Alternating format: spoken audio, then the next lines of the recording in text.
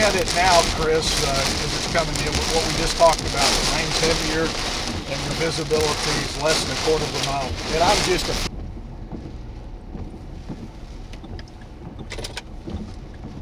Severe thunderstorm warning for western Pottawatomie County in southwestern Iowa.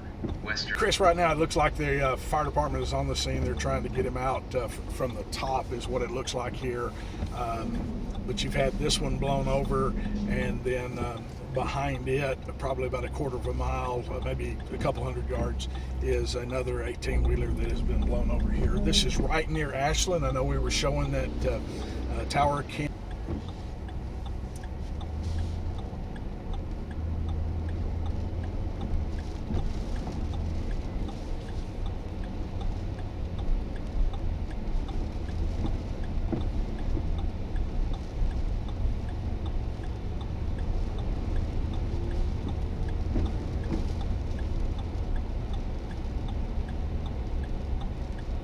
Yeah, buddy.